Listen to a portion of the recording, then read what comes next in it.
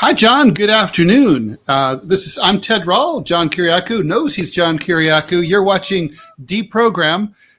We are here Monday through Friday. 5 p.m. Eastern Time. It's Wednesday, August 27th, 2025. Thanks so much for joining us.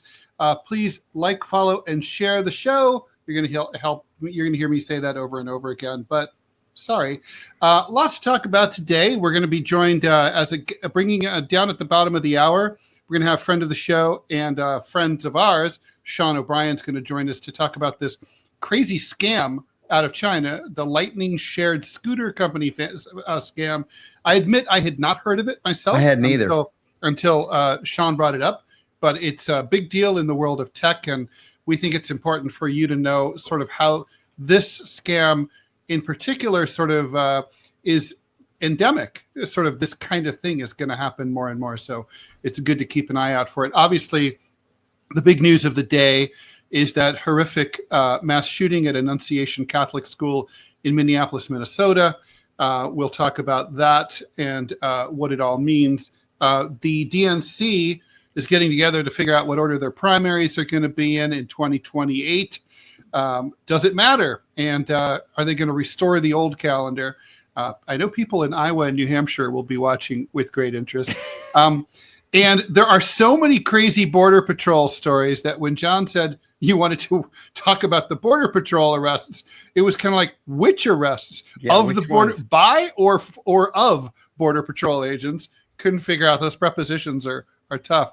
So, yeah. And yeah, indeed, Stevie 3011's like, just another Wednesday in America. Indeed, very, very sad. Yeah, it is a sad day in Minneapolis and really across the country as well. Okay, what should we talk about here? Should we go to Minneapolis first? Yeah, we should probably talk about Minneapolis first. It's a terrible, terrible situation there. And it's inexplicable, which makes it even worse. Yeah, so this 23-year-old guy went up to Annunciation Catholic School and Annunciation Church during Mass, where all the students were in church, and we're talking about students between the ages of 5 and 13. Mm-hmm. He had with him a rifle, a shotgun, and a pistol, and he just started opening fire through the windows. He killed 2 children, ages 8 and 10. He critically wounded at least 5, and then there are 7 others who also have wounds. He apparently had written some kind of manifesto that the police, I should say he killed himself after he was done shooting. The police confiscated a manifesto in his apartment, and the New York Post has screenshots of pages of it. He had sketched this all out. He did say that he wanted to go down in history as one of the great mass murderers, like, I don't even want to say his name, like the kid at Sandy Hook. Mm-hmm. With the bugged out eyes and carrot top guy. Yeah, that's right. And that's kind of where it stands. He's apparently ethnically Russian. A lot of this was written in Russian. He also took video of himself writing it and reviewing it, and you can hear him cackling on the YouTube video that has since been taken down. Well, so he apparently had been planning this for quite some time. It's good that it was taken down. So I was watching the Fox coverage of this, and I think this is well sourced. That this was a trans person. Obviously, you can see the political divide in the coverage. That's being really emphasized on the right, de-emphasized on the left. Yeah. But Fox kind of has the trans smoking gun in that they have the change of name court order that. I guess they filed for back in 2020 and saying that they chose to now identify as female. So I don't know if their nickname was a she. I mean, their pronoun was a she. I don't know if it really matters. I don't know. I mean, the thing is, look, there's sort of a sense on the part of some people that trans people are crazy, or that there's something crazy about changing your gender. And I will admit, I'm very as left as it comes, and I'm very uncomfortable with the idea of, like, especially the operations. It's like, yes, I totally get being gay. I could totally imagine being gay. I just can't imagine wanting to change my gender. And I think when you evaluate what other people do, you always think, if I were in that position, could I see myself doing that? It's part of the reason that like so many people hate pedophiles, because they can't imagine themselves doing that. I can imagine myself embezzling money from a corporation, so therefore I'm not as hard on them. So it's like I didn't do it, but I could see it. And so, I guess the thing is, there's going to be the usual, this is about gun violence and the fact that assault weapons are too easy to get, although a pistol was involved, a shotgun was involved. Those are not assault weapons. And the point is, if you want to kill people, you can, with or without an assault rifle. And then there's the question of, whether someone like this, who clearly was deranged, maybe there should have been a red flag law that applied here or not. Does the trans aspect have anything to do with it? And then the only good news, such as it is today, I think, is the fact that Minneapolis has great hospitals. I mean, they have a very strong, they medical sure do. community. So, I guess they have for the kids who are currently being treated, they have a better shot there than they might somewhere else. I think that's exactly true. There are so many important questions that the authorities just don't have answers to yet. But yeah, this is anything that involves killing children.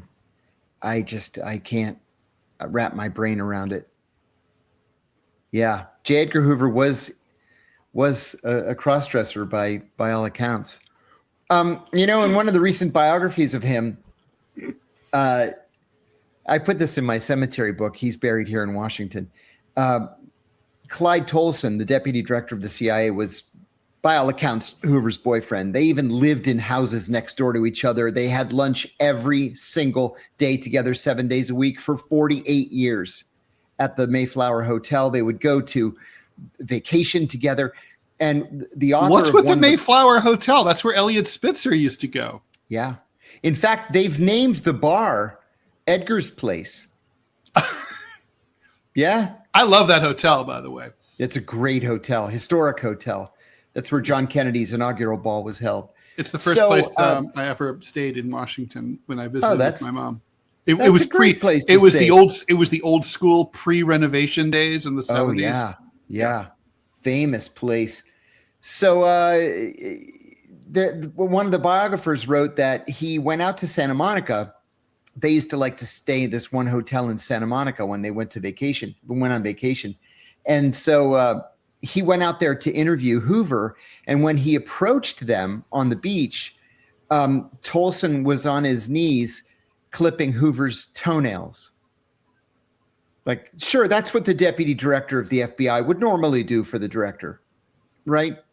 And then when Hoover died, Tolson just moved into his house, even though he owned the house next door. Yeah, they were roommates. That's how it was back then. Yeah. And you know what? Nobody would care if he didn't actively try to ruin the lives of so many gay men in America just because he didn't like their politics. Such a hypocrite. What a monster Hoover was. Yeah, that's true. He really was.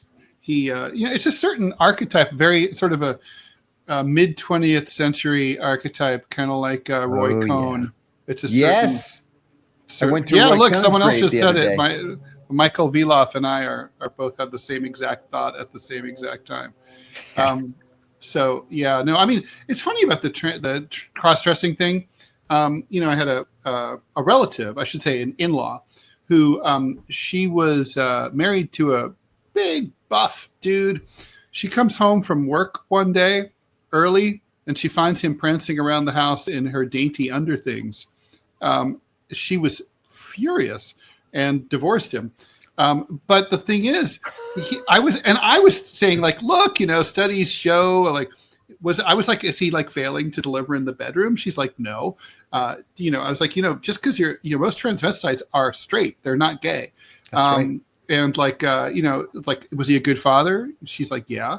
I'm like, you might be able to work through this. She's like, no. She's like, and finally in the end, I kept going back and forth. She's like, I don't want him stretching out my panties with his fat ass. I was like, you could buy him his own. Seriously. She's like, no. Wow. Well, anyway, all right, look, John, we know how this goes. Hearts and prayers, flags at half-mast. Nothing ever changes. No. Another day, another mass shooting. There's nothing ever changes. Nothing ever changes. Is there any way that this could change credibly? Not without addressing the root causes, which are we have too many guns and we have too many mentally ill people with access to guns. And too many not enough mental That's health right. parity. I mean, it's in the law, it's in the Affordable Care Act that insurance companies are supposed to cover, therapy and meds, like SSRIs, whatever you need, with the same exact, the same way that they treat you for, any other medical condition, but they just don't. And don't. It's not just United Health. Let's see. Right. Thank you very much for the donation, USC Era 21. Thoughts about how deep shit the administration is with espionage accusations from Denmark, which we talked a little bit about yesterday, or did we? No, that hadn't broken yet. I don't think so. Yeah, it hadn't broken yet. Yeah, by all accounts, that's exactly what's happening in Greenland, where we have begun what appears to me to be a covert action campaign to move Greenlander public opinion away from Denmark and to the United States. This is scandalous. Denmark is a NATO ally, a close ally, and to initiate some sort of covert action program against them in order to steal their land is just beyond the pale. Thank you, Smitty. Very true. Thoughts and prayers aren't enough when you get killed. Absolutely true. In the pews of your church. That's for sure.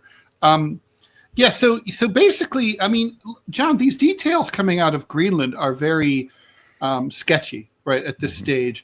But basically, the Danish are arguing that the U.S. is recruiting or has agents at work trying to destabilize the relationship between Greenland and Denmark. John, in your experience at the CIA, is that the kind of thing that the U.S. does frequently? And if so, how do they go about it? Yeah. Well, they go about it in different ways. This would be a little bit tougher because the population of Greenland is so small. It's something like 35,000, 38,000 people. And there's already a U.S. Air Force base there.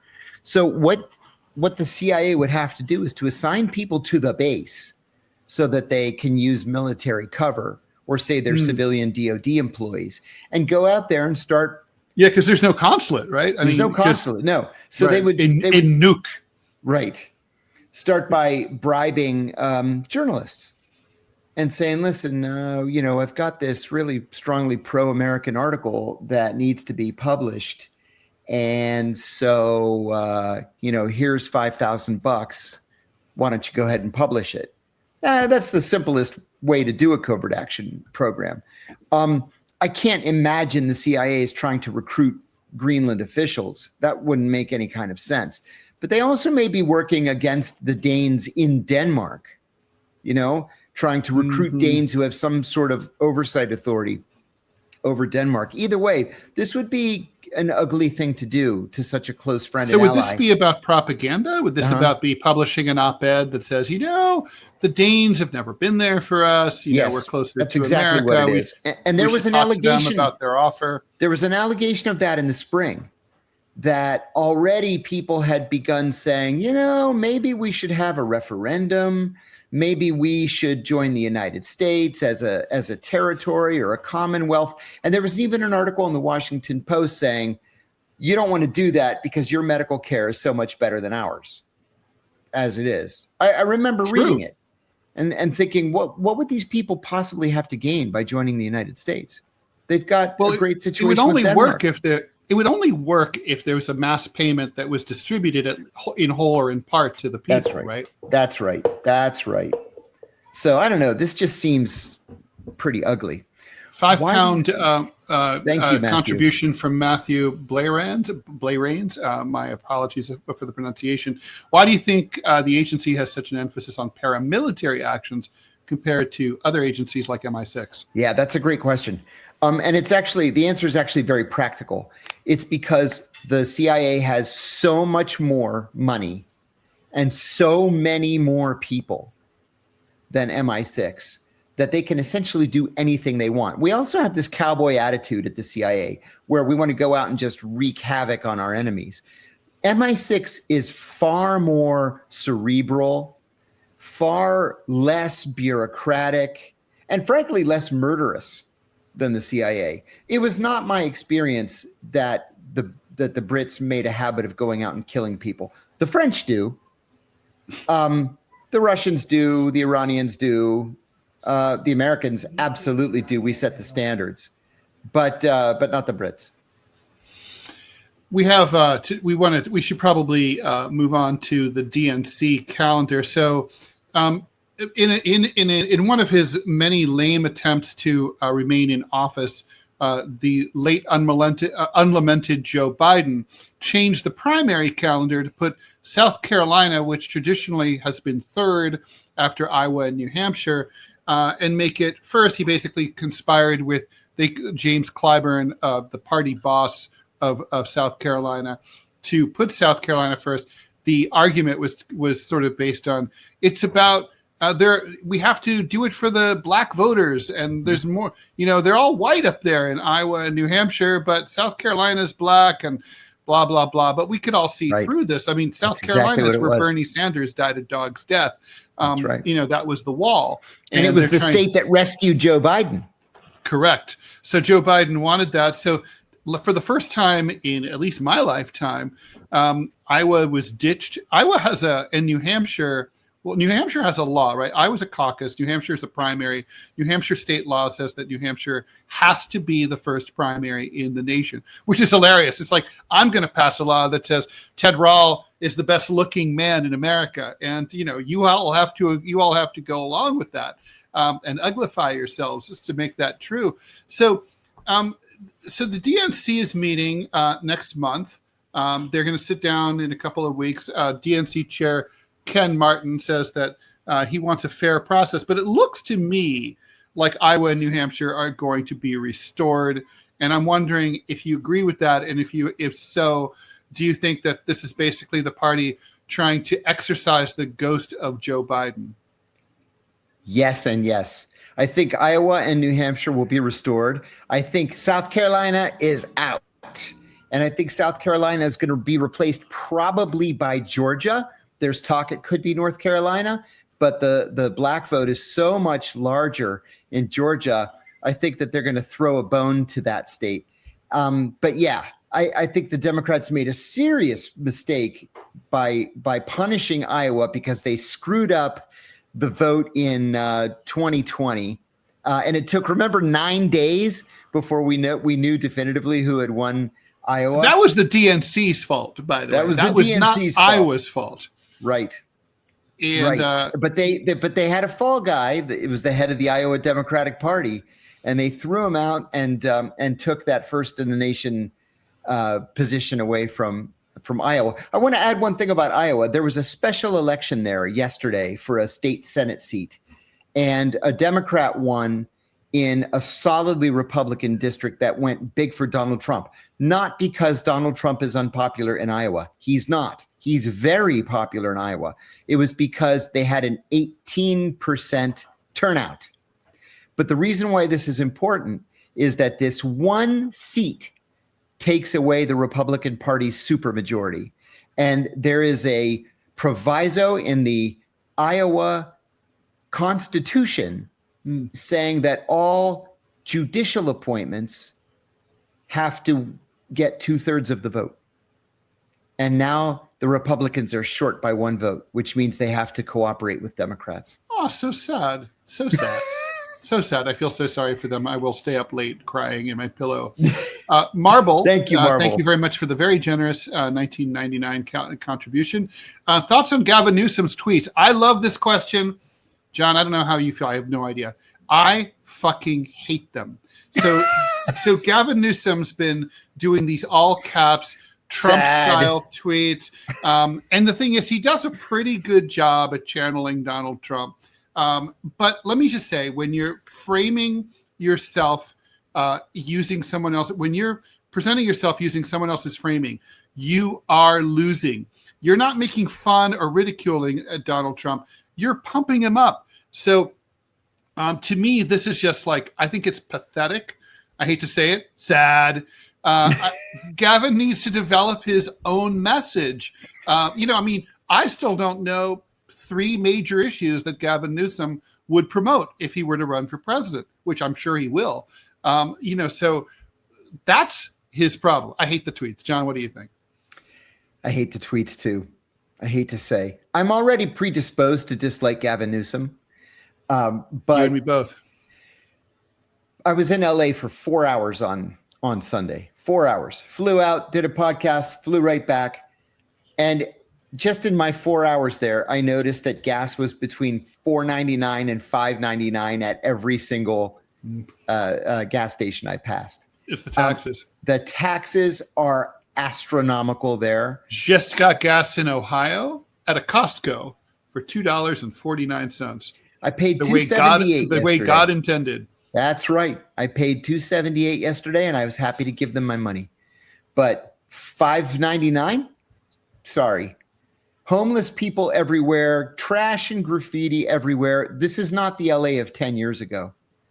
And so, I don't know. I don't like the guy. I have to agree with you, Ted. I've yet to see any ideas coming from Newsom. I mean, if he's got some ideas, lay them out. Let's hear what they are. Quit clowning and fucking get to work. Take right? this seriously. Mm-hmm. Yeah. I mean, you're trying to run. You want to be the leader of the free world. You want to run the Democratic Party, and you want to dig us out from the hole that Donald Trump is only 1/7 of the way of digging us into. Dude, you're gonna have to do better than that. So, all right. Plus, not to mention, he's going to have there's probably going to be a lot of rivals that he's going to have to run against. But all right, Sean, we see you there waiting. We'll get to you in a few minutes. Let's talk about the Border Patrol. There was the Border Patrol arrested. They had a riot basically in Playa Vista at the Home Depot in California. They detained a couple of people, but basically the witnesses got so furious that they were throwing shit at the Border Patrol officers. A 27-year-old dude was arrested. And John, I just want to point out, we should talk about the sandwich guy in D.C. has been liberated. He is no longer there's John. We've got to get you back here. Sorry about that. It's all right. Well, there you are, frozen in time. That was weird, like Star Trek. So I was mentioning the kind of mini riot that happened at the Playa Vista Home Depot in California, but also yes, the sandwich guy there in D.C. has been freed. Apparently the old joke was that you could get a grand jury to indict a ham sandwich, but you can't in D.C. get a grand jury to indict the guy who throws the ham sandwich. No, sir. You are exactly right. And it's funny too, this came the same day that Donald Trump called for the wide use of the death penalty in DC cases. Not going to happen. I said yesterday, Donald Trump got 7% in Washington, D.C. Nobody likes him. Nobody likes Jeanine Pirro. What nonsense is correct? She can't even get the ham sandwich indicted, as you say. They tried 3 times and failed.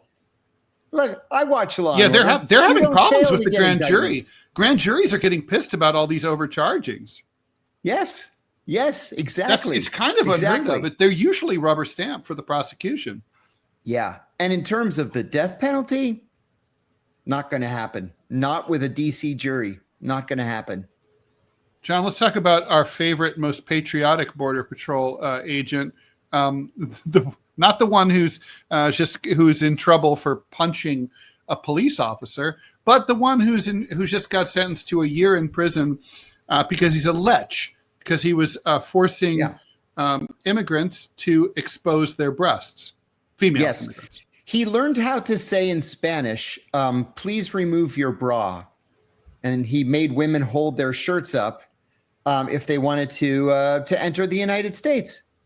So basically, like that's the new way to get into the U.S. Show us your tits. Yeah, show us your tits. And the excuse that he used, this is like the weakest defense anybody's ever posed in court, was he was looking for gang tattoos. Yeah. Right. He was looking for gang tattoos. So they say that the gang tattoos, well, the tattoos are on the tatas, is how that works. Yeah. Right. MSM. And these poor women. My measurements are 3624 MS13. Right. Exactly. Just I could do this all day. Sick. All day. I mean, it's really insane. And the guy's like, a year doesn't seem long enough. Years old. Right? Yeah. It really doesn't. I mean, and all kidding aside, he violated a lot of women, A lot of women. The fact that he got a year in prison was a sweetheart deal. Yeah. It was a sweetheart deal. Yeah. Yeah, exactly. Yeah, and he's like 50-something years old, 58 or 57, something like that. And like, my God, man, porn is free. Just go online. Porn is free. Well, I mean, I'm gonna sound like Andrea Dorkin here, but this is about power. It really is. It is. It's about that's right. Swinging my big dick around, bullying people just because I can. Not me personally, but because you can, not you personally. This is I hate talking about things like this because you're going to step all over your own feet. So yes, the answer to your question, Wells Campbell, is yes. The Border Patrol and ICE are different agencies, both under Homeland Security. Mm-hmm. But what's the difference, John? I mean, between why don't we just have Border Patrol? Like, what's the purpose of ICE? I don't really understand why we have a separate agency there. Yeah, ICE stands for Immigration and Customs Enforcement. I'm sorry, enforcement. Sorry, enforcement. And it used to just be the U.S. Customs Bureau, and then Border Patrol is now Border Protection. Mm-hmm. So the names overlap. I think that the difference is Border Patrol does the border. They patrol, drive up and down. They have guns, make sure nobody's, digging tunnels or whatever. And ICE is manning the border crossings. They're in airports, in ports, and that kind of thing. There's a lot of overlap. I don't know. I think it was like poorly signed when they of Homeland Security. I mean, it seems to me like these are two agencies that could be merged. I don't know what the heck happened. It looks like we both went off just now. You just froze. It was you. You have a weak connection. Yeah, you got to talk to the cable company. I must have a weak. Yeah, just get us whatever. We can talk about the tech side later. Okay, let's go ahead. And speaking of tech, let's go in and bring in our friend Sean O'Brien. Sean O'Brien is from the Yale Privacy Lab. And he is, we're working with him at Ivy Cyber on a big tech privacy play, I think is the fair way to put it. So let's talk about the Lightning Shared Scooter Company. I never heard, Sean, of the Lightning Shared Scooter Company until you brought this up. But once I did a dive, it was fascinating. So why don't you tell us what it is and like why we should care? Amazing. So, of course, I didn't hear of it anyway, or either. It was sort of a odd, small company when we looked into it, but it turns out that this company was a huge scam, right? Basically, the folks at NBC News, they did a great investigative report into this company, and they found that it had a lot of connections throughout the United States. So Lightning Shared Scooter Company, it's in at least 8 U.S. cities. It's basically a multi-level marketing scheme, right? And just to sort of set the stage, right? We all know the job market's tough. The economy's really bad. A lot of folks are doing gig economy jobs anyway. And there's a lot of chatter on social media about manifesting wealth and, becoming an entrepreneur and becoming an investor and this sort of thing. This LSSC company jumped into this world and said, hey, if you invest $10,000, $11,000, sometimes even more these folks were putting in. If you send that money to our bank account, then you too can become an investor in this company. So it's a pyramid scheme. It's a Ponzi scheme. Yeah, that's exactly right. They gave them a fake dashboard. So basically they showed them that they were actually, people were renting scooters in Hong Kong. So they said, hey, we have these scooters in Hong Kong. Hong Kong's a busy, bustling place. There's all these folks on these electric scooters, and they gave them metrics based upon, how many scooters they ostensibly were renting, right? And then, like a pyramid scheme, as you allude to, it was all about getting other folks in, making sure you have people under you that you're recruiting, doing fake giveaways, contests for Teslas, all this kind of stuff. And it really wrapped in a lot of folks. And then at the end of the day, of course, this company basically folded, fell apart, and nobody got any money back. So where were they doing this marketing? Like online? I mean, like where? So primarily Facebook. So the earliest traces that I've been able to find were in April of last year on Facebook. But also, for example, Sean Spicer, the former White House press secretary, did like a cameo ad for them. Now, it's not that wasn't Melissa McCarthy playing Sean Spicer? Yes, the actual Sean Spicer, right? Okay. And so they got sponsorships all over the place. They went through municipal governments, right? So Cleveland Police Department did a giveaway contest for them. The mayor of a city in Mississippi, a number of other corrections officers groups, unions, churches, these kinds of places were doing the marketing. And again, Facebook was the primary place. There were some TikToks as well, obviously. And where I sort of come in is by looking at the apps, right? These folks at NBC tapped me to look at the privacy of the apps. And as you might expect, they're not very private and they're pretty atrocious. So. John seems to have vanished. We will bring him back. I do see that. One of the commenters, Michael, says Herbalife is still listed on the stock market. I remember I was pitched Herbalife by a taxi driver in Kyrgyzstan one time. So it was very, very widespread. Yeah. And so this stuff is growing through small group chats too. One of the reasons it's kind of hard to track is because there's a lot of chatter in places like WhatsApp. I'm sure we all know we're all in tons and tons of group chats now, right? And so this activity is just happening in these other apps. The other apps, and even with regular iMessage on the iPhone, I've had that happen where there's like 600 people. You're in some crypto crap. Question here, and this is important. Marcel wants to know what happens with the legal consequences if the company's in China, the money goes to China. Does the U.S. have any extradition rights? I mean, you can't extradite money, but can the U.S. ask the Chinese authorities to do something about it? How does that work? Well, John would know more about this than I do, but I would say that there are open investigations. To me, that's not going to amount to very much, right? The money's gone, basically. Yeah. But I would not be surprised if, in a technical sense, these folks signed a terms of service that basically promised them nothing, right? So that's the other tricky part here. Who reads the terms of service of anything, right? And we don't know exactly what these folks were signing up for. Another piece that's really tricky. How big is this, Sean? I mean, we're talking about millions, tens of millions, hundreds of millions. What are we talking about? We're talking about millions of dollars. We're talking about thousands of people. Yeah.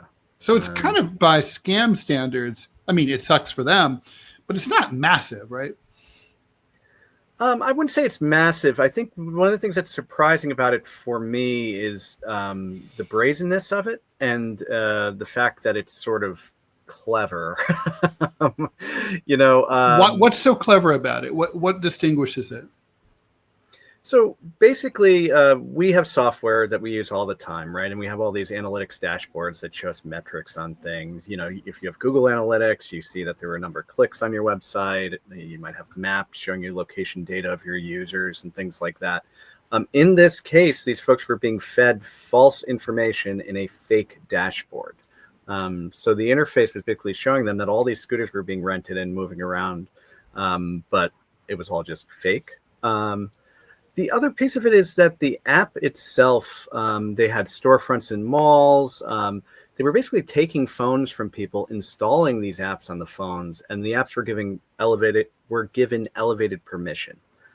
So I've actually never seen apps with this amount of permission over a phone. We're talking staying awake when the phone's locked, in some cases trying to stop the phone lock from happening, accessing media, microphone, camera, you name it, basically the entire gamut.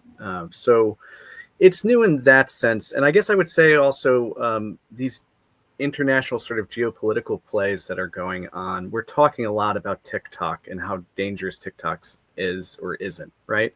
But the software supply chain, these app stores are just flooded with this stuff. And the data just goes who knows where unless you're actually looking. These apps were often talking to 10, 20, 30 servers. In some cases, these servers had open FTP ports. If you remember what FTP was, like File Transfer Protocol, unencrypted.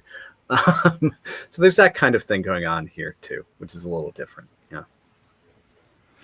We had a question from Starlion. She says, "Is Jennifer Granick still working in the space of digital civil liberties?" Do you know? I don't know.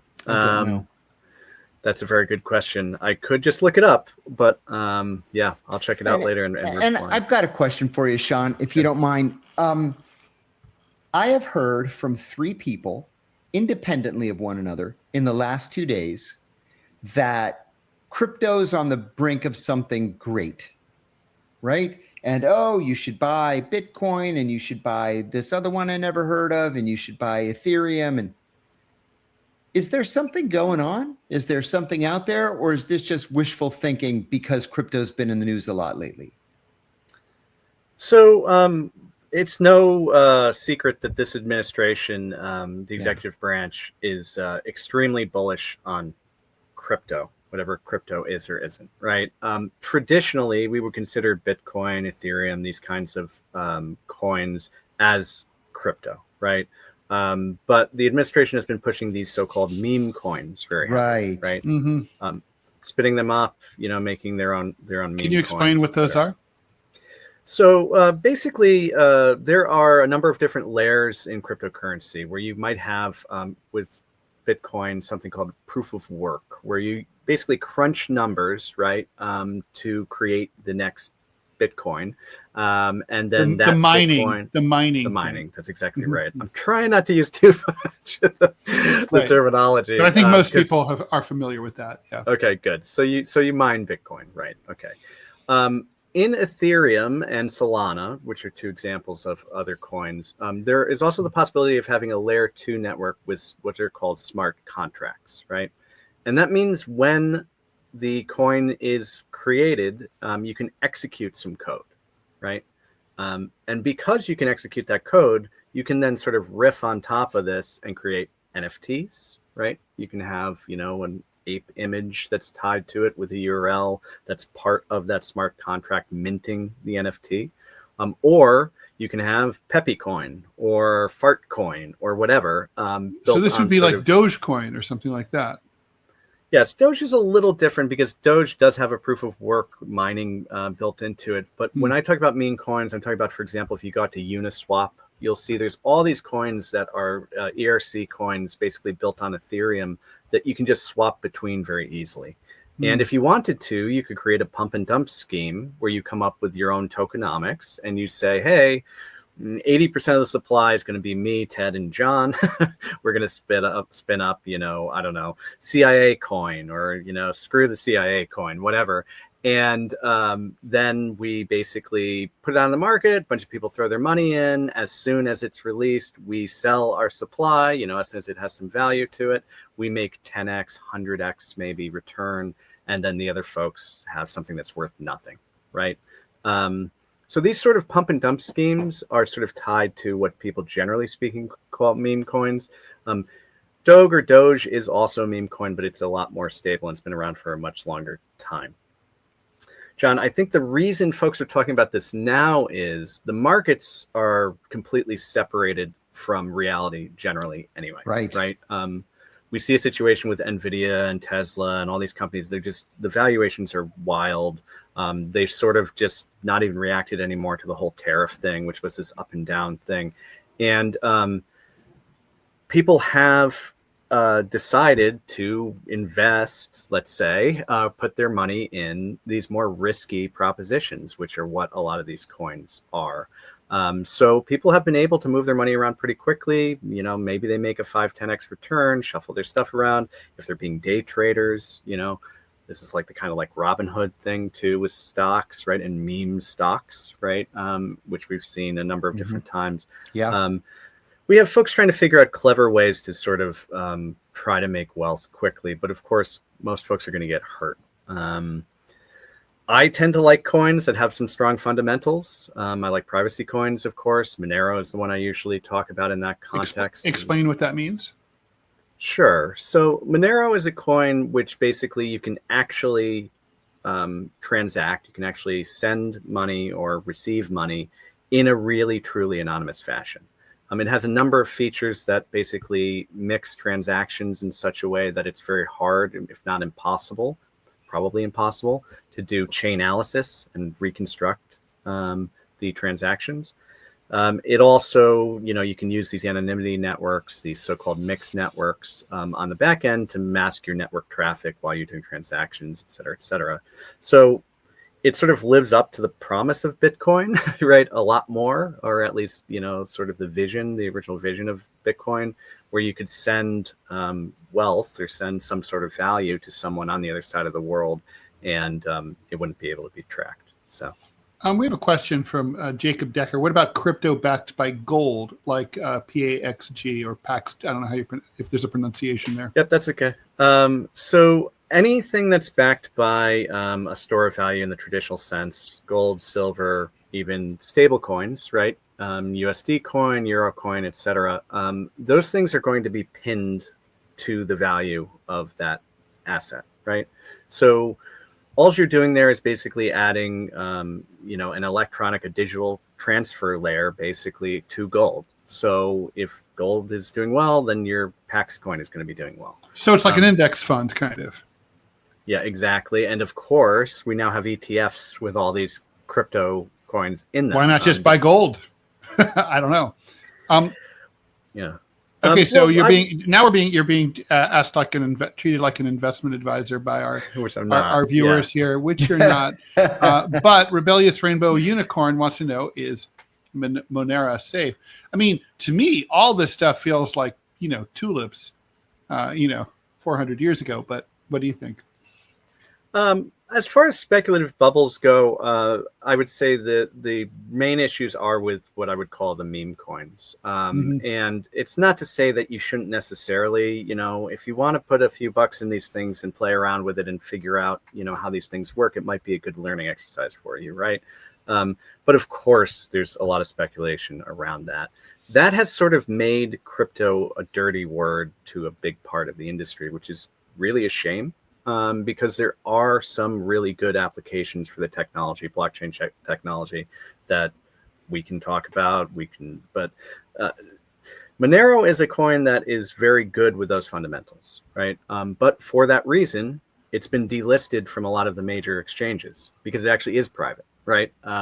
Because then the claim becomes, well, criminals are going to use all this stuff, and you know they can't be using Monero, so therefore we don't want to have Monero in our exchange.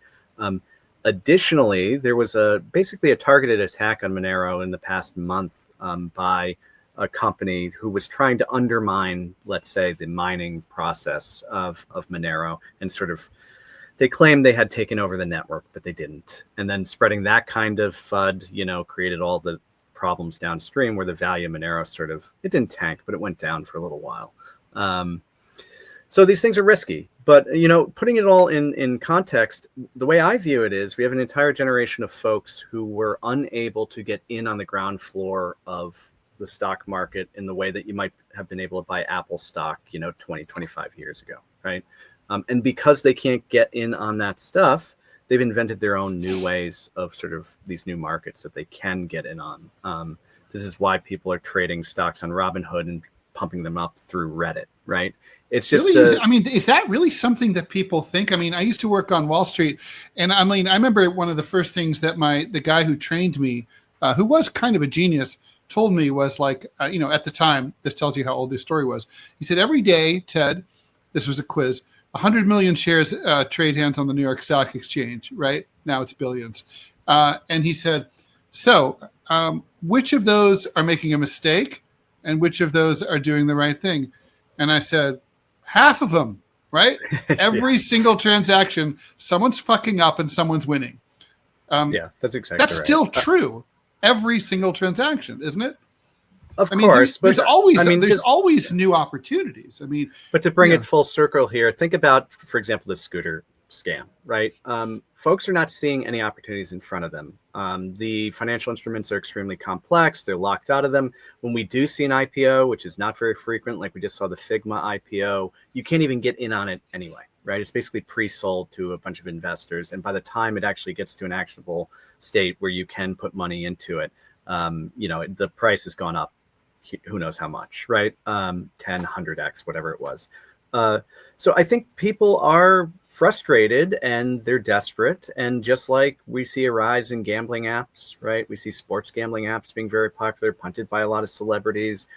This sort of stuff is starting to, have that kind of cachet, and scammers are going to jump in, of course, and they're going to build these scam schemes around it, and they're going to do it on an international level, which is pretty crazy. So, right. So, I mean, I always like to tell people, so about all this, but is there something you can do? Like, so like when you're on Facebook and you hear about something that sounds really great. I'm not going to say too good to be true, because if you thought it was too good to be true, you would know it was too good to be true. But like, how do you identify something as being too good to be true versus just like a great opportunity, which do exist too? Yeah, I mean, that is a hard problem, right? I know with Bitcoin, with me, I heard about it very early. Okay, I played around with mining a little bit, but I didn't jump in, fully into it, because my tacit assumption was that as soon as it got valuable enough, nation states and powerful actors would basically co-opt it and take over. That's all true. It's happening now. Wall Street's taken over Bitcoin, right, to a large extent. But I didn't think the timeline would have allowed this sort of Wild West in the middle there, where there was a lot of opportunity for people, right? And I would say, if you're going to get into this world, try to focus on things that have strong utility, right? If a crypto coin is tied to a really good use case, then maybe it's something you want to try, right? Maybe you do want to put some money in stable coins just so you can move it around. Maybe you do want to play around with smart contracts and build an application on top of it, or a business model, an actual business on top of it. All those sorts of things you can do, but they're hard work, right? So, I mean, I guess, this is like one of the commenters said that he knew he's smart enough to know, or that he's not smart enough to understand this. And this part here is where I'm on the same page as him or her. I mean, why not just build your business on top of the US dollar, or for that matter, the Chinese yuan or whatever? The stable US dollar. This year with the bond market, I mean, look how wild it went. And I actually think the ulterior motive for that, to a certain extent, is Trump's allegiance to these stable coins. I think there's been a shift where people are putting their money into USDC and these other coins away from the traditional bond market in currencies for that reason, which goes back to the thing with gold, right? If you're worried about the price of gold and you invest in gold, you might have to go through some intermediary where you can't then cash that out or move it out very quickly. But if you move it into crypto, you can cash it out quickly, right? Nobody's going to take your crypto away if you have the keys. And that's the part I try to sort of push back on. I think Bitcoin's pretty stable and here to stay. I think the amount of value you would have in Bitcoin just even in the last year, even with all the fluctuation, is much more than 401k plans and so on, which are mostly scams as far as I'm concerned. And of course, big question though. I mean, why is Bitcoin money, right? So I was, like the history of paper money really in the modern era really dates to Genghis Khan and the Mongol Empire, because basically he had the biggest empire ever created, and he needed and coins, giant bags of coins, were too heavy to lug around on the backs of those horses.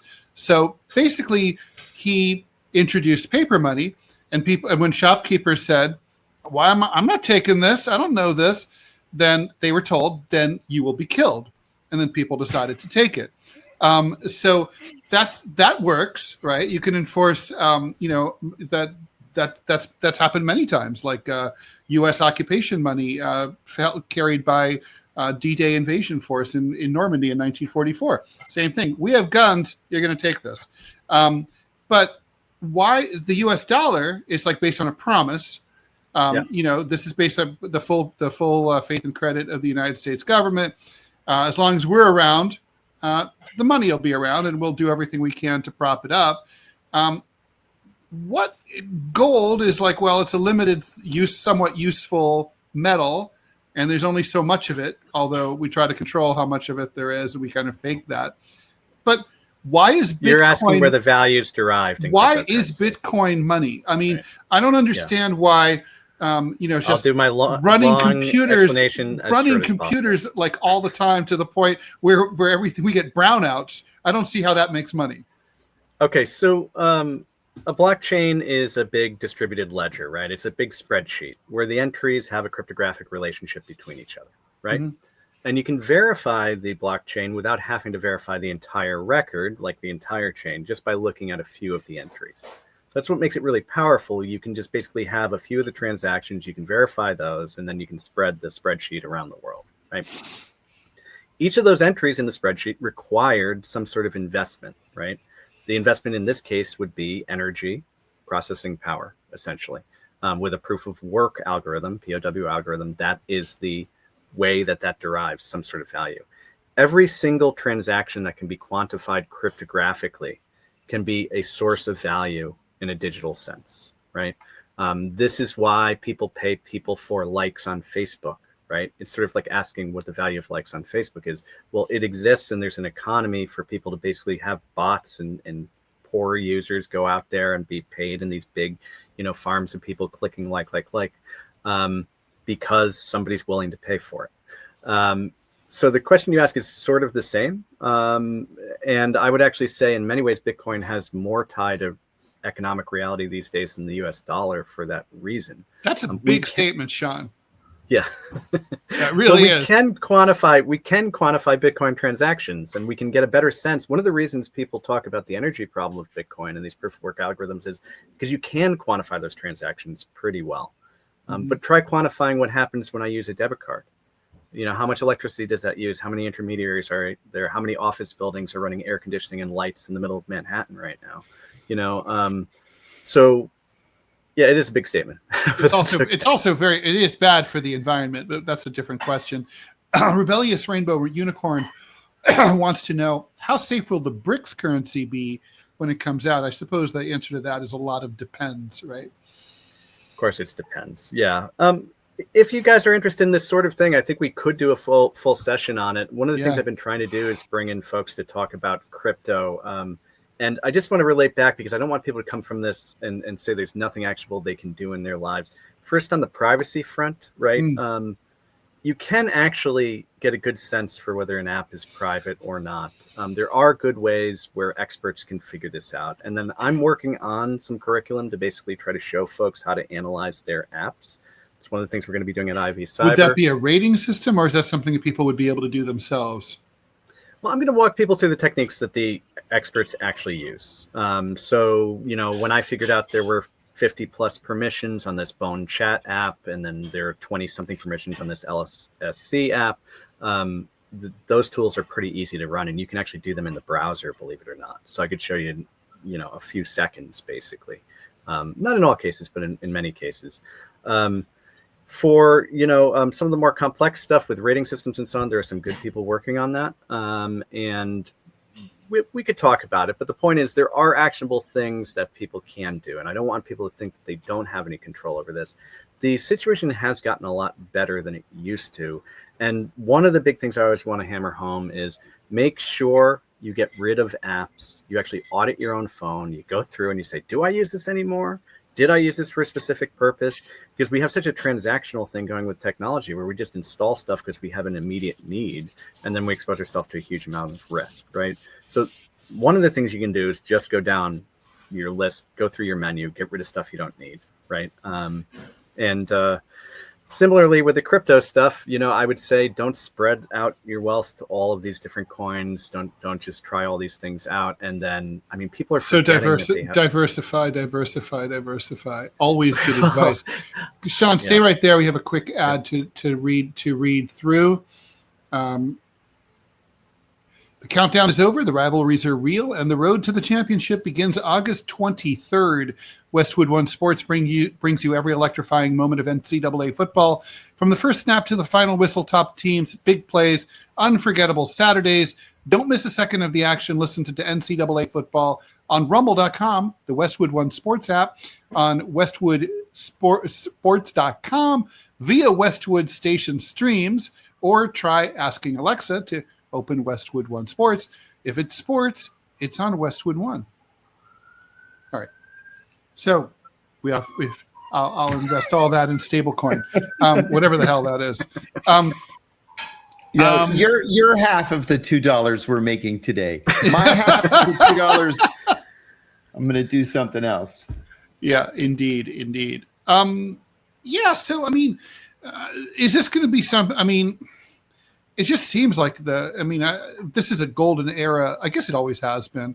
It's a golden era of scamming these days, just because there's so much about the new world that people don't understand. And I really, really worry about older people. It's hard for them. So when I do workshops and I talk to people, I've actually seen sort of the older folks and the younger folks are sort of coming together at their level of non-understanding. The people who are in the sort of finally the generation gap has been filled. Yeah. But it's partially because apps are magic, right? Technology is magic. If you've grown up with something and you're just used to hitting an icon and your interaction is swiping, right? You don't really understand things like what a network is, right? Mm-hmm. So when I talk about data crossing to Hong Kong over a network, what does that mean, right? My kid and his classmates in high school, they didn't understand that if they posted to a chat group that it was on the internet and that people in Malaysia could read it. That's exactly right. So when we're talking about these apps, right, these software development kit SDK trackers, these apps have just pipes open to all these servers all the time. So it's not even just that you're posting something and it goes on the internet and publishes on the internet, right? It goes to a server somewhere, but in the background, your apps are constantly just cranking, sending data all over the world. And in this case, like with these apps, it was very clear where it was going. It was going through Alibaba and Tencent and all these Chinese-owned intermediaries. But I've seen apps sending to every corner of the globe at once. Sean, before I let you go, I'm going to ask you a legal question or a political question.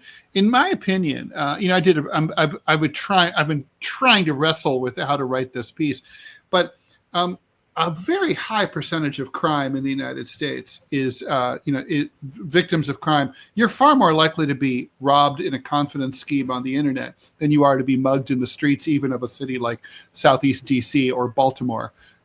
So like the thing is, but if I go into my local police precinct here in Manhattan, the odds are they've got no one there who knows they don't have a cyber division at my precinct. Shouldn't every police precinct in the country have a cyber division? Sure. Cyber crimes division? The two things to deal with pedophiles, for example, everything.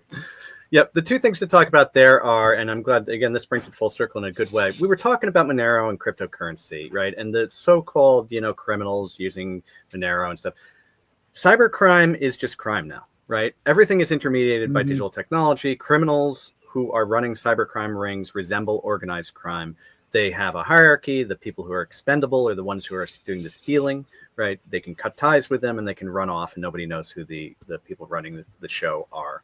And they're going to use simple schemes. They're often going to transact with just Bitcoin because Monero is too hard to use, right? Or they're going to just steal from your ATM machine. Right. So scammers always go with the path of least resistance, which is why most viruses are on PC and not on Mac.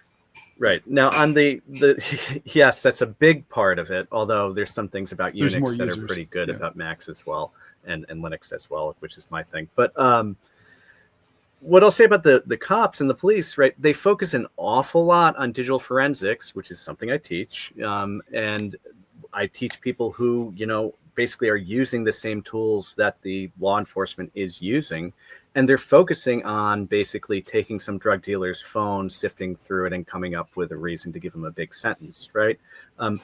I think that if law enforcement did care about cybercrime and cared about their communities, they would be focusing more on understanding these kinds of crimes, scams, being able to, as you say, have a real cybercrime division, because otherwise the answer is, the one I gave you in the beginning, like basically nothing's going to happen to these people. You've got one of the largest news outlets in the world, certainly in the US, talking about it, and it'll just be lost in the memory hole and nobody will care. So. All right, Sean, thank you so much for joining us. This fascinating conversation. And you're right, we could have just kept talking. Sean O'Brien is from the head of the Yale Privacy Lab, and he's the head of Ivy Cyber. We'll be talking to Sean and about Ivy Cyber more in the future. Thanks very much. Talk to you soon. Okay, and I've got a question for you, John, from the Rumble feed. Okay. Do you have a burn notice? Sherlock Holmes 100 wants to know. I was told in 2004 that yes, I had a burn notice. I don't know if that's true or not, but yeah, that's what I was told, that there was indeed a burn notice on me. Wow. Right. I will say that in 2007, I went to Afghanistan at the request of Paramount Pictures to rescue these little kids that had acted in the movie The Kite Runner. Oh, wow. And so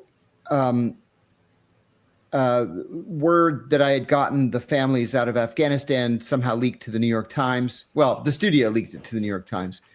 And somebody at the agency read it and asked if I would come in and brief them on the leaders that I had encountered in Afghanistan. So I did, and that was in 2007. So I don't know. I was told that Mary Margaret Graham issued a burn notice. And a burn notice is an order. Yeah. Thanks, Reed. A burn notice is an order not to have anything to do with a person. And I was a troublemaker. It's like being a Mormon and being snubbed. That's right. Shunned. And did I ever work with John O'Neill? Yes, indeed. I did work with John O'Neill. John O'Neill was one of the most difficult people to get along with that I've ever encountered. He was the head of the FBI's New York field office and deputy director of the FBI.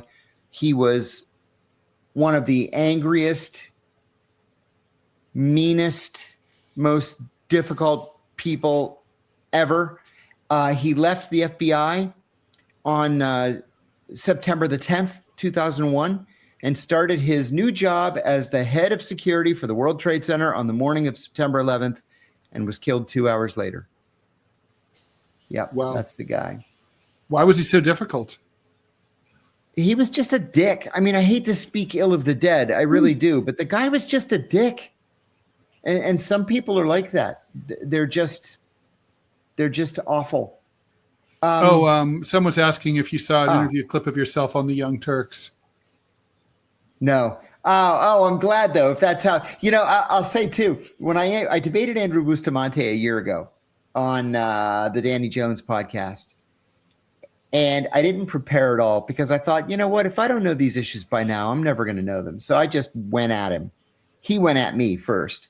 And when I got home, Alan Dershowitz called me and said that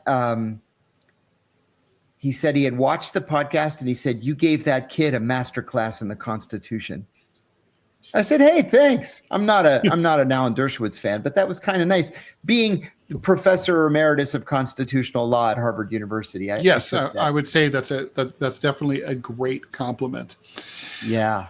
Well, everyone, thanks so much for listening and watching. We're here Monday through Friday, 5 p.m. Eastern Time.